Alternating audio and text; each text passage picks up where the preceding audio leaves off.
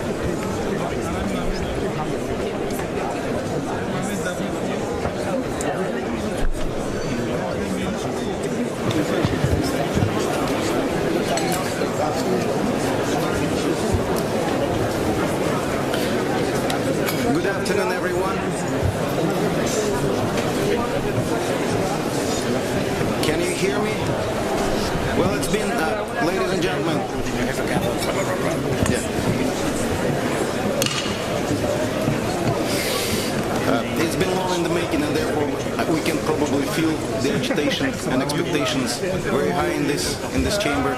Hopefully we can deliver all of them during the next several days. So let me start. Honorable Ministers, Director General of the WTO, General Council Chairman, Excellencies, Honorable Delegates and guests. Welcome to the 12th session of the Ministerial Conference of the WTO. I would like to thank all heads of delegation and delegates for their presence here today. Thank you very much for making it here. As chair of the Ministerial Conference, allow me to begin by sincerely thanking all WTO members for having entrusted our country, Kazakhstan, with the co-hosting of MC12 and for my appointment as the chair of the conference. Thank you very much.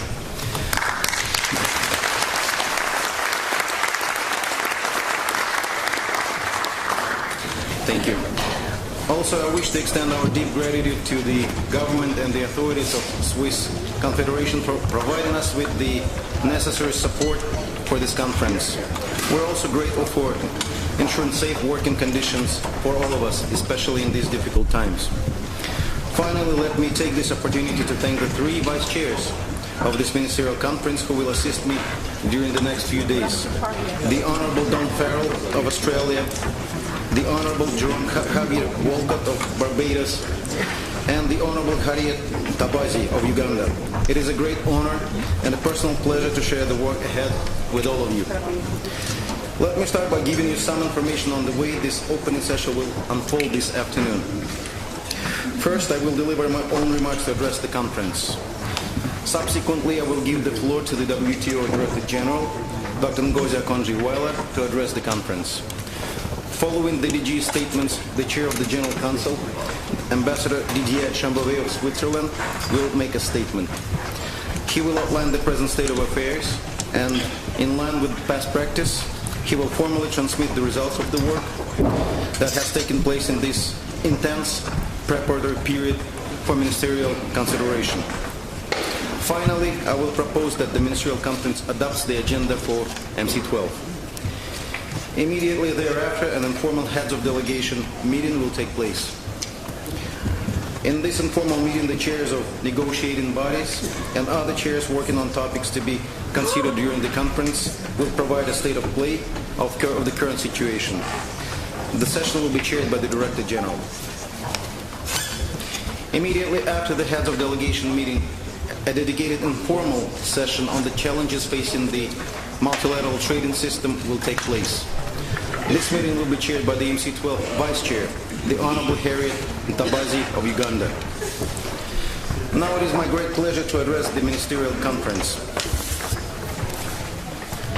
Honorable Ministers, Director General, General Council Chairman, Excellencies, once again, welcome to the 12th WTO Ministerial Conference.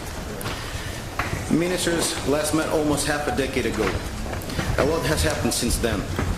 The world, the multilateral trading system, and the WTO have faced unprecedented challenges. We're currently living in a once-in-a-generation period that demands collective action from all of us. And MC12 presents a unique opportunity for us to make this happen. Over the next 3 days, the world's eyes are on the WTO. We have a chance to address some of the major challenges facing the global economy. Kazakhstan joined the WTO only in 2015, with big aspirations and hopes in the future of the rules-based multilateral trading system. Despite being the largest landlocked country located at the heart of Eurasia, Kazakhstan has played an important role in deepening trade and investment cooperation between Europe and Asia. And despite the difficult times, we remain firmly committed to strengthening trade and integration and peace and security through the multilateral platforms, including, of course, the WTO. More than 2 years ago, we were all struck by an unprecedented health crisis. And I want to thank all members, especially delegates here in Geneva, for their tireless engagement in advancing the work on the WTO response to the pandemic, including TRIPS waiver. My heartfelt thanks also go to the Director General for her work with various stakeholders and international organizations. My deep gratitude goes to the General Council Chair, the TRIPS Council Chair, and the facilitator on the pandemic response for their excellent leadership and engagement. Addressing the pandemic is an issue of utmost priority, both regarding intellectual property and trade-related aspects.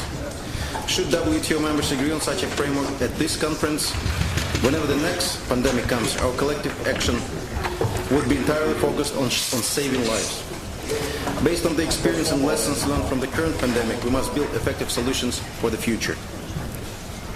As the world continues to experience the negative effects of COVID-19, it is faced with another crisis, ongoing, unsettling, and worsening food insecurity. Between 700 and 800 million people in the world face hunger, around 1 in 10, according to UN estimates. Families across the globe experience food shortages and are faced with the rising prices. Hunger is on the rise, and it is our responsibility to deliver meaningful results to help address this issue. As WTO members, we have a duty to develop international markets in sustainable and inclusive manner. In order for us to make the WTO more responsive to the challenges the world faces today, more relevant in the face of the two global emergencies in front of us, we need to strengthen this organization and reform it. Ensuring that our multilateral negotiating instrument remains fully functional is very critical, especially for the most vulnerable amongst us, the ones that rely on the WTO to have their voices heard on trade-related issues. Over the coming days, I will be counting on your goodwill and your flexibility and open hearts to build the necessary convergence on agriculture, fisheries, subsidies, as well as on the number of other important issues. This week, the ministers have an opportunity to provide both guidance and impetus on how agriculture negotiations will be carried out forward here in Geneva in the coming years. We also have an opportunity to finally curb harmful fisheries subsidies through a balanced package taking into consideration a core principle of this House, special and differential treatment. In addition, we owe the world a declaration that captures our collective resolve and commitment to our future work. It has been close to a decade since ministers agreed on the Multilateral Ministerial Declaration. Let us not deprive this organization of the guidance, of the political guidance that is genuinely needed, particularly during these difficult times. Outstanding work has been done in Geneva to prepare a draft outcome document for MC12, and we appreciate it. We appreciate the tireless efforts by the General Council Chairman and his predecessor, as well as the positive engagement by members. We're extremely grateful to you. I understand that several issues remain to be addressed, and I urge all of you to exercise the necessary flexibility and political will to get the job done here in Geneva. In this regard, crucial issue in the document is reform. All WTO members agree on the importance of effecting meaningful reforms to strengthen the functioning of this organization. We have a chance to set the stage for future work on WTO reform, to make it fit for purpose. Let us seize this opportunity now. Excellencies, the task at hand is clear. There are many issues on the table, and we have a very little time ahead of us to address them. Rest assured that the Director General, the General Council Chair, and myself are here for you every step of the way. Kazakhstan is a firm believer in the multilateral trading system, in the WTO, and in our collective drive and ability to deliver. With this in mind, I look forward to working with the Director General, the General Council Chairman, and all the ministers. Throughout this work, you can count on my unwavering support and determination. As the chair of MC12, I will spare no effort in helping to bridge gaps to secure a meaningful ministerial conference. Let us now roll up our sleeves and go to work. I thank all of you, and I wish good luck to all of us. Thank you very much.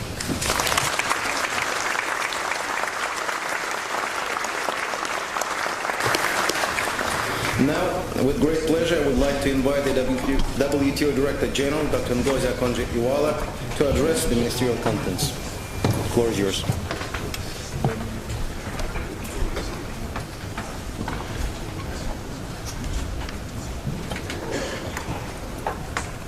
Thank you, Mr. Chairman, and permit me to speak from the lectern. I'm short, and this is a better way to project. I am so excited to be here. At some point in time, we thought this ministerial would not happen, and here we are. Let me welcome all of you.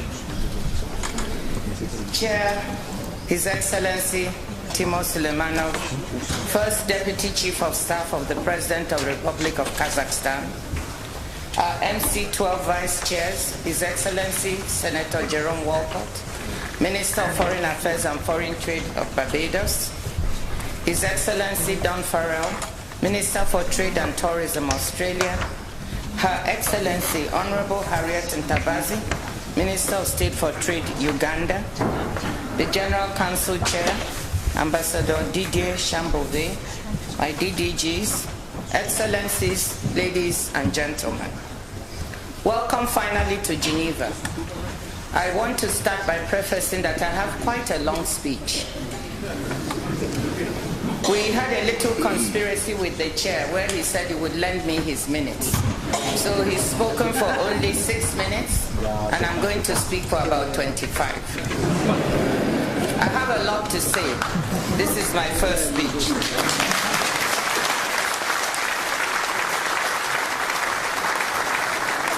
So welcome to Geneva. It's wonderful to see you here in person. No matter how great technology is, nothing can beat an in-person meeting. I want to thank the Swiss authorities for their support and generosity in getting us here.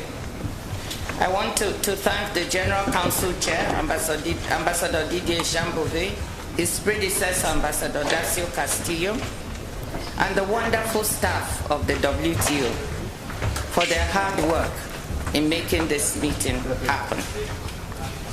This is my first WTO Ministerial Conference, and it's a great privilege to stand before you as your 15-month-old DG, ready and willing to serve. While I'm proud to be the first woman, that's what everybody talks about it, the first African and the first American in this role, what matters to me more is whether on Wednesday, when we conclude this conference, I'm able to say that I was the DG who stood behind WTO members as they came together and delivered results at a moment when the world really needed them to do so. Will the road to deliver at this MC12 be smooth? Absolutely not. Expect a rocky, bumpy road with a few landmines along the way. But we shall overcome them. As we grapple with uncertainty and crisis on multiple fronts, the war in Ukraine, the inherent international security crisis that comes with it, the health, economic, environmental, and geopolitical crisis, this is a time to demonstrate that multilateralism works. A time to demonstrate that the WTO can deliver for the international community and the people we serve. Nearly 5 years have passed since our last ministerial conference. While many members took some important steps forward in Buenos Aires, for example, on using trade as a vehicle for women's economic empowerment, that meeting didn't really deliver. Although ministers did commit to completing the fisheries subsidies negotiations, they could not even agree on reaffirming the importance of the rules-based multilateral trading system and the WTO's founding principles. A trust deficit dating back to the breakdown of the Doha round and even before took its toll. The media coverage reflected this and was brutal, with uniformly negative headlines about a failing WTO and failing ministers. Permit me to be blunt and say that Geneva has internalized many of these negative messages. The negativism is compounded by the negative advocacy of some think tanks and civil society groups here in Geneva and elsewhere who believe the WTO is not working for people. This is, of course, not true, although we've not been able to clearly demonstrate it. But it worsens the trust deficit that I've noticed in these past 15 months. Despite this, ambassadors have been working very hard, trying to work hard together and working to deliver. I want to say a heartfelt thank you to all the ambassadors in Geneva.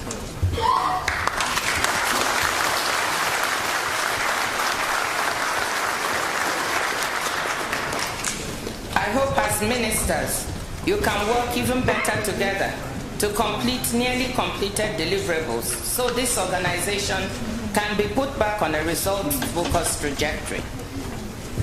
I would like you to spend just a little bit of the political capital you have stored for your bilateral and regional deals to support multilateral deals at the WTO.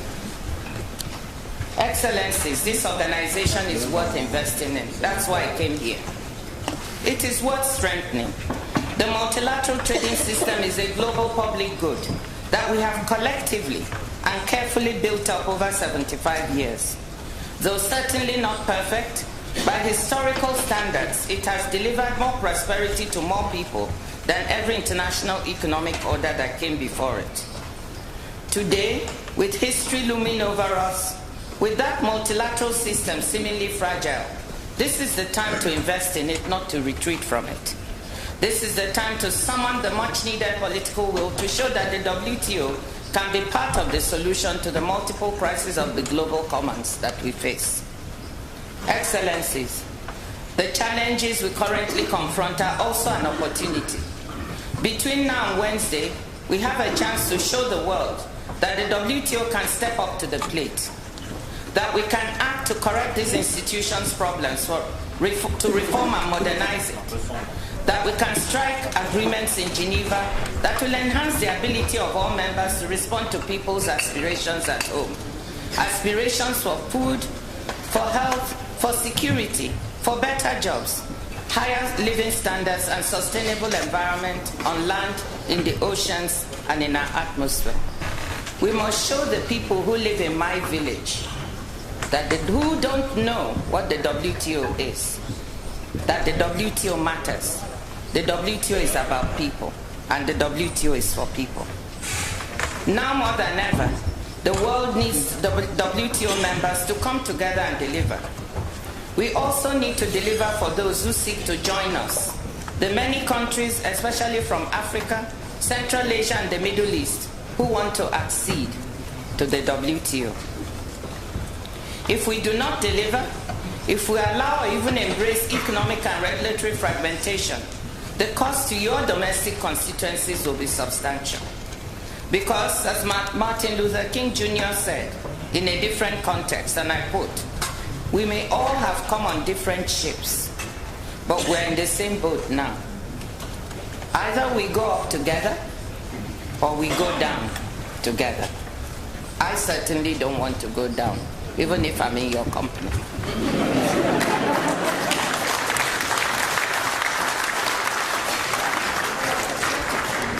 WTO economists estimate that if our interdependent world economy decouples into two self-contained trading blocs, The resulting reduction in specialization and technology spillovers will by themselves lower the long-run level of real global GDP by about 5%. To put this in perspective, the financial crisis of 2008-2009 is estimated to have lowered rich countries' long-run potential output by about 3.5%. And this 5% estimate represents just the start of the economic damage. Additional losses would come from reduced scale economies, transition costs for businesses and workers, disorderly resource allocation, and financial distress. New trade and regulatory barriers within each bloc would add to these costs. A return to the might makes right in international commercial relations would be costly for the mighty and even more damaging for everyone else.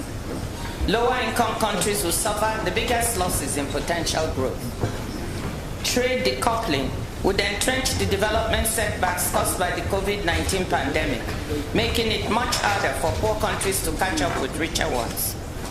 This would be a world of diminished opportunities, even greater political anger and social unrest, and intense migratory pressures as people leave in search of better lives elsewhere. The debt problems we're already seeing would get worse. It is in all our interests to keep the multilateral trading system going, so we continue to have clear and predictable terms of commercial engagement across members and alliances. The geopolitical tensions we're dealing with are real. We cannot pretend otherwise, and I wouldn't. But at the same time, it would be a mistake to let these tensions spill over into our work here. If we do, the consequences on the WTO's work and the functions of the multilateral trading system would be severe. Times are difficult, but when the going gets tough, the tough get going. I'm optimistic that with the requisite political will, a word you'll hear from me many times, we can tackle the negotiations in front of us, endorse the declarations, and take the decisions that will show the world that the WTO is part of the solutions to the world's pressing problems. Looking to the busy days ahead of us, Excellencies, we will immediately after this session begin an exchange of views on challenges facing the multilateral trading system. An unprecedented 103 members and observers have expressed interest in taking the floor this session. In the plenaries of the past, the average has been around 60. The high number of interventions is a testament both to the WTO's relevance and the challenging conjuncture we are in. I hope this session will enable ministers to jump into action tomorrow to tackle the full agenda we have in front of us for MC12. Starting tomorrow morning, we will take decisions that respond to ongoing emergencies, particularly in response to the pandemic and to the food crisis. We will then have further thematic sessions on agriculture, in fisheries, WTO reform, the e-commerce work program and moratorium. Together with informal meetings in different configurations, these are designed to position ourselves to deliver results. As you know, Excellencies, your capital-based officials and your teams here in Geneva have been working very hard to lay the groundwork for success at MC12. You have received the various draft texts, declarations, and decisions sent to you. WTO members must respond to global crisis with a sense of urgency. In this regard, you will have to complete the work that will allow the WTO to have a holistic response to this pandemic and to future ones. This consists of two parts: a trade and health declaration and a legally binding agreement on a TRIPS waiver. Getting these documents to you has been a painful process of tough negotiations after almost 2 years of little movement on the latter issue. I want to thank all of you, the Quad, so-called Quad countries or members, the ambassadors, negotiators, experts, ministers, who did the groundwork that got us to this point, and the staff of the WTO who backed it up. What remains to be decided requires political will. There we go again. And I know you have it. To get us over the finish line. Getting agreement on the response to the pandemic will enable millions of people to access affordable vaccines and medical countermeasures, in this and future pandemics. The WTO must also respond to the looming food crisis. Droughts, floods, heat waves, and other extreme weather events had already combined with COVID-19 and pandemic-related supply chain bottlenecks to lead us to rising food prices around the world. The war in Ukraine has escalated this situation. According to the UN Food and Agricultural Organization, international wheat prices have increased 56% compared to last May. Overall cereal prices are up nearly 30%. Recent prices for vegetable oils are 45% higher year on year. And the World Bank's index of fertilizer prices in low and middle income countries is 128% higher than it was a year ago. Economies everywhere are facing inflationary pressures, with high food and energy prices hitting poor people the hardest. Though Russia and Ukraine make up less than 3% of world goods trade, they loom large in exports of key foodstuffs, accounting in 2019 for 25% of internationally traded wheat, 15% of barley, and together with Belarus, 20% of fertilizer.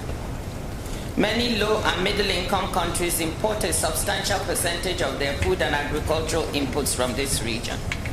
For example, 35 countries in Africa import food products and 22 import fertilizer from the Black Sea region. Low-income countries face a catastrophic situation if action is not taken at both the national and international levels. WTO members can contribute by allowing the free flow of food and agricultural inputs, especially for humanitarian purposes. The draft ministerial decision on exempting World Food Programme humanitarian purchases from export restrictions and the draft ministerial declaration on trade and food security give you, ministers, a chance to make WTO members part of the multilateral solution to this crisis that we face. This must be coupled with support to poor countries rich in land and natural resources to produce more of their own food. In this regard, we appreciate the various initiatives at the World Bank, the African Development Bank, the EU Presidency's Farm Initiative to provide such support. I hope you will collectively do the right thing and approve the proposals before us tomorrow. Turning now to some long-standing issues. Agriculture is so central to the functioning of each and every country, poor or rich, big or small. Domestic politics surrounding the sector are often fierce. Agricultural negotiations have been going on for 2.5 decades or more, longer than fisheries subsidies, with few breakthrough agreements apart from the last one on export subsidies in Nairobi in 2015. Many mandates and ministerial decisions in agriculture have gone unimplemented. And in fact, for almost a decade now, there's been no agreed text to work on, and consequently, no text-based negotiations. Many members or groups of members have their own special areas of priority within the agriculture agenda: public stock holding, domestic support, special safeguard mechanisms, market access, cotton, and so forth. With no consensus this year on how to deliver on mandates or priority areas, we have attempted to put in front of ministers a draft decision that will ensure work continues on agriculture post-MC12.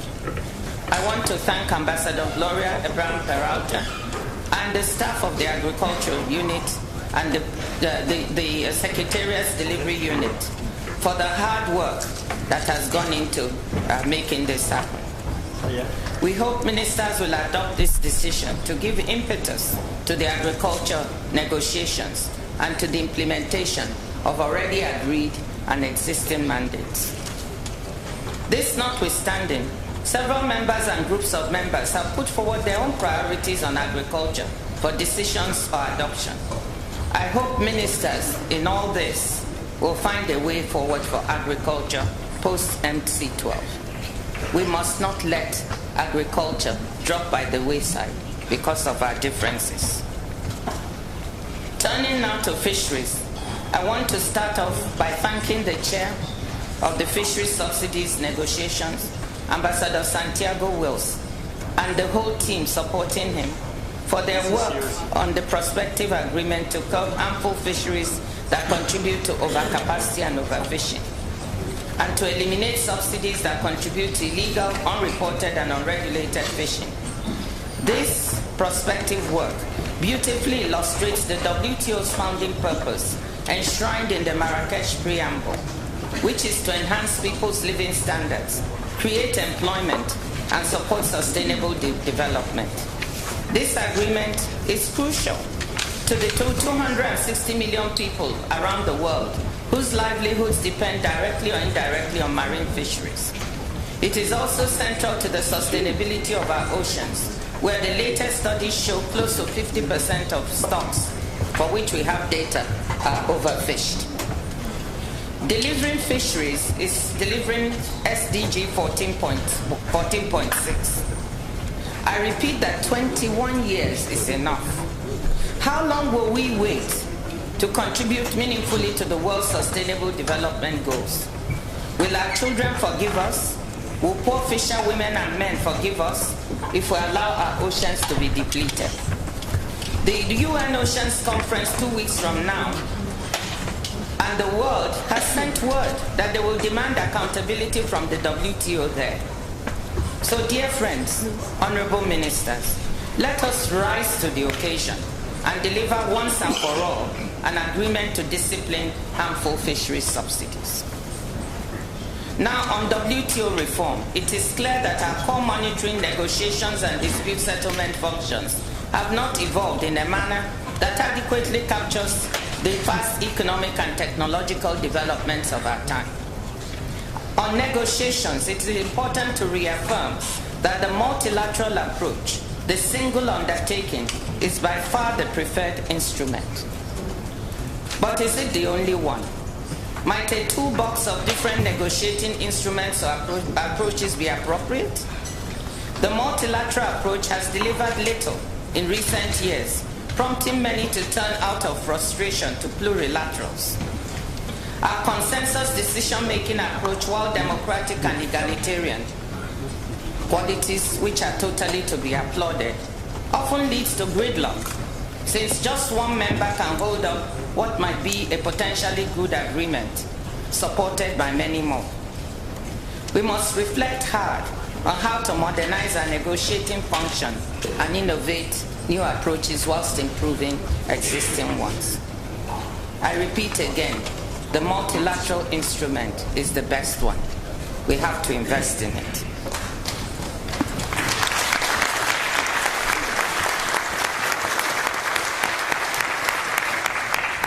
The way we negotiate agreements, with talks dragging unnecessarily for several years, is in turn linked to fear of being caught in our dispute settlement system. So every word, every comma, perhaps quite rightly, I'm not a lawyer, is passed for its legal meaning or potential interpretation. Top of the WTO reform list for most members is reform of our dispute settlement system and its two-tier approach with the appellate body. I'm happy to say that outreach among members at technical level has now begun to point to what shape or form such reform might take. Our monitoring, notification, and transparency functions also need to be strengthened and capacity built where it is needed by developing and least developed countries for more effective participation. Excellencies, there's little doubt that if we want a WTO for the future, we must place these aspects of WTO reform at the center of our work. A crucial part of reform is making sure the WTO delivers to our developing and least developed country members. That is why reaffirming the importance of special and differential treatment within the WTO is so significant. Our founding agreements call for positive effort to ensure that developing and especially least developed countries are able to use trade to drive their economic development. Trade is an instrument for development. It's not an end in itself. In fact, tapping into international markets for value-added goods and services has been history's most proven path towards development. But too many of our members have not been able to start or to stay on this path. That is why special and differential treatment remains necessary. it would be great if members that don't need S&DT because they're on the right track make clear they won't avail of it, so that flexibilities can go to those who need them. The priorities of LDCs naturally deserve particular attention. Some of them have done well enough to graduate and are keen to smooth any bumps that might come with that step. We must also not forget the issues of the Cotton 4, which provide a test of the WTO's ability to deliver for the poorest countries. Other aspects of reform include dealing with industrial, agricultural, and other types of subsidies and level playing field issues, so that the rules-based multilateral trading system can continue to be predictable and transparent, ensuring fair competition and a free flow of goods and services.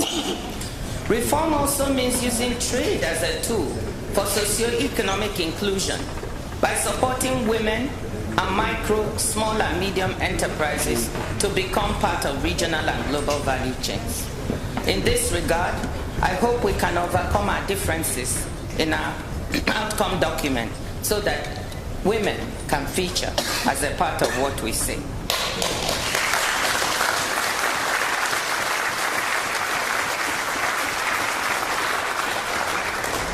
Trade is going digital and trade is going green.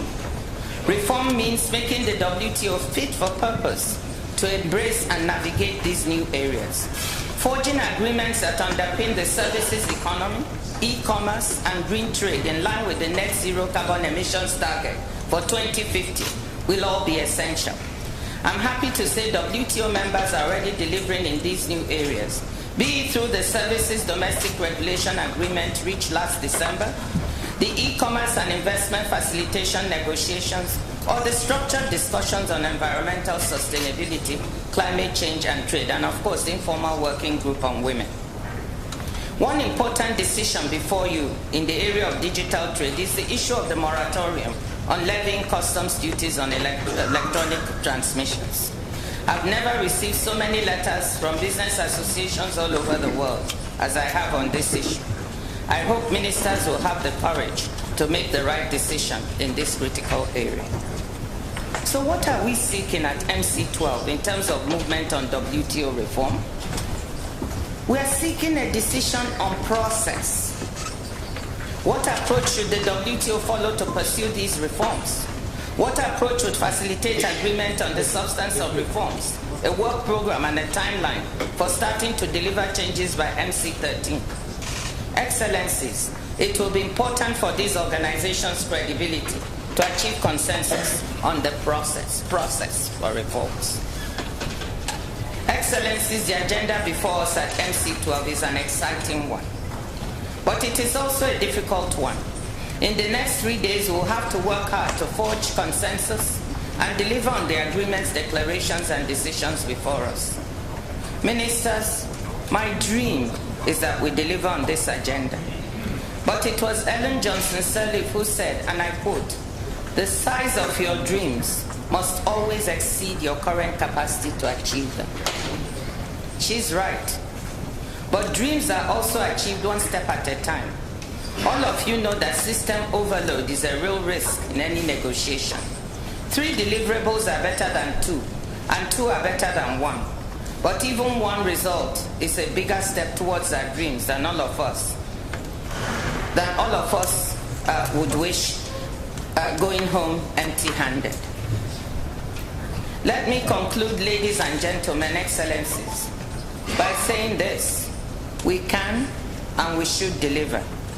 Nelson Mandela said, "It always seems impossible until it's done."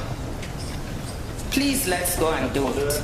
Let's make MC12 a conference at whose end we shall celebrate success and know that we have laid the foundation for a life post-MC12, going towards MC13. Thank you, ladies and gentlemen, and thank you again to this WTO Secretariat staff for making this happen. Thank you.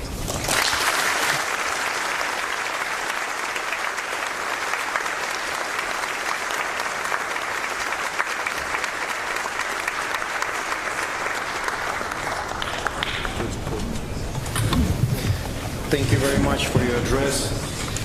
Director General. And once again, sincere thanks for your leadership and tremendous work, especially in the month and days preceding the conference. I must say I have the same dream, and hopefully starting from today we will all have the same dream of achieving a very successful conference. I now would like to invite the Chair of the General Council, Ambassador Didier Chambouvet of Switzerland, to address the Ministerial Conference. Please. Thank you, Mr. Chairman. Your Excellency, Mr. Suleimanov, Chair of the Ministerial Conference, Honorable Ministers, Director General, distinguished delegates and guests, ladies and gentlemen, good afternoon. It is a great honor and privilege for me to address you at this 12th session of the WTO Ministerial Conference. On behalf of the WTO membership, I would like to express my sincere appreciation to the government of Kazakhstan and to the WTO led by the Director General Dr. Nkosi Okonjo-Iweala for co-hosting this conference. Our deep gratitude also goes to you, Excellency Mr. Suleimanov, for your continued commitment in chairing this conference. This conference brings you, the ministers, together after almost 5 years. During this time, our organization has faced challenges across its functions. However, it has never ceased in its efforts to support the multilateral trading system as a tool to improve people's lives. Your presence here, honorable ministers, will provide us with the much-needed impetus to strengthen and invigorate this fundamental role of the WTO. Before you are the annual reports that document the work of the organization, which were to be submitted to you when the conference was postponed last year. Since the circulation of these annual reports, work has continued in all areas, with some notable results. Allow me to highlight some of them to you. In March this year, the General Council adopted a decision on tariff rate quota administration in the area of agriculture, which was a direct follow-up to the mandate that ministers gave in Bali at the 9th Ministerial Conference.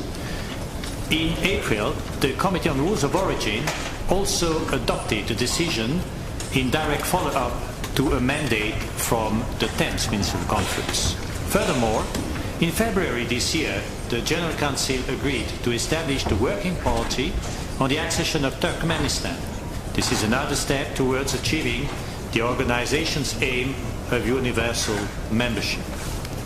I also have the pleasure to report to you that just before the conference was postponed last year, the General Council had agreed to forward 2 draft decisions which are before you for adoption.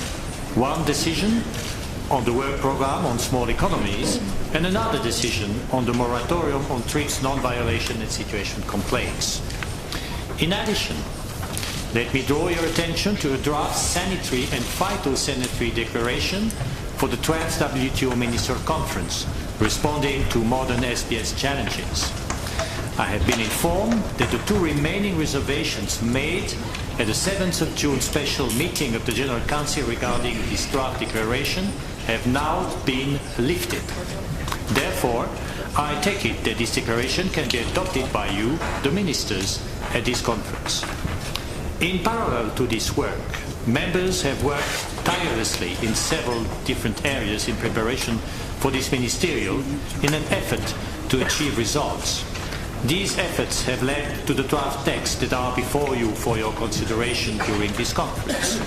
You will have an opportunity to hear detailed reports on the state of play in the respective areas immediately after this opening session. Let me seize this opportunity to report on the draft ministerial outcome document. Consultations began last year, led by my predecessor as chair of the General Council, Ambassador Tasso Castillo of Honduras. I am grateful for his commitment, perseverance and achievements. The draft outcome document would provide the organization with much-needed ministerial guidance. The key issue that will need your attention relates to WTO reform to improve all its functions. Discussions over the last year have shown that this is a matter of crucial importance to all members. Tangible progress has been made on this issue, although one specific aspect of the modalities of the work to be undertaken remains to be settled. The other outstanding issues relate to the paragraphs on women economic empowerment, micro, small and medium-sized enterprises, and environment. I understand that discussions between members on these three paragraphs are continuing with a view to finding a consensus. We count on your leadership as ministers to bridge the remaining gaps. On electronic commerce, in December 2019, the General Council adopted a decision on the work program. In that decision, the General Council was instructed to periodically review progress and to report to this Ministerial Conference. Since the last Ministerial Conference, discussions on e-commerce have continued as reflected in the respective annual reports. 2 draft ministerial decisions were received and are before you. One calls for the continuation of the work program and the extension of the moratorium on customs duties on electronic transmissions until the next Ministerial Conference. The other contains language recognizing the development challenges and calls for the reinvigoration and continuation of the work program until the next Ministerial Conference. The main divergence relates to whether or not the moratorium should be extended. Despite efforts to bridge the gaps, members could not agree on a single draft ministerial decision. Hence, 2 separate draft decisions are before you. I very much hope that this ministerial conference will enable members to find a mutually acceptable solution. I should also note that members have been active in tabling proposals on a range of matters, including proposals by the LDC group, the least developed countries group, related to a smooth transition package in favor of members graduating from the LDC category. Despite positive exchanges, differences remain. However, I have observed a strong backing of the membership to support LDCs in their integration into the multilateral trading system. Honourable Ministers, as Chair of the General Council, you have my continuous engagement to work with everyone to reach convergence. Thank you for your attention.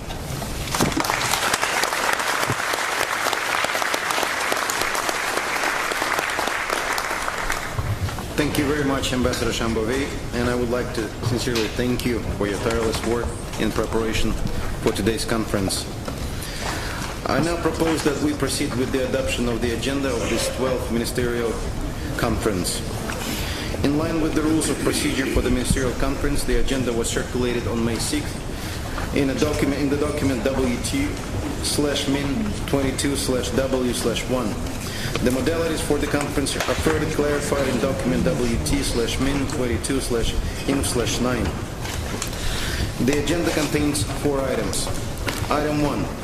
Overview of Wto activities. Under this item, general statements are traditionally made during the plenary session. However, in line with the view of members to structure this conference in a business-like and streamlined format, and in order to effectively and urgently respond to the challenges faced by the world and the WTO, general statements have been pre-recorded. Thus, general statements will be available on the WTO website, as well as streamed in several locations throughout the WTO building from 13th to 15th June. Item 2.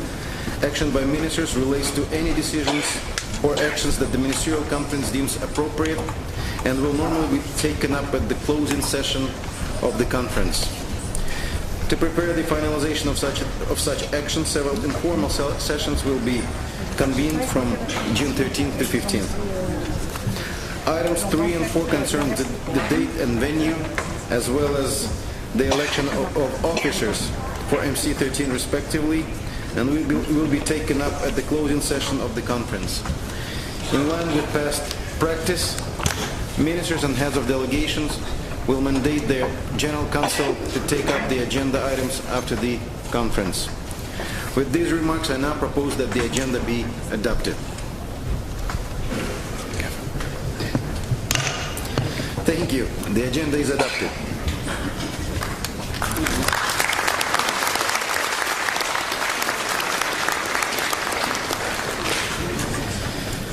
This concludes the opening session of the Wto Ministerial Conference. Thank you. And now, as I have announced in the beginning of the opening session, an informal heads of delegation meeting will take place, which will be chaired by Director General Dr. Ngozi. Please, the floor is yours.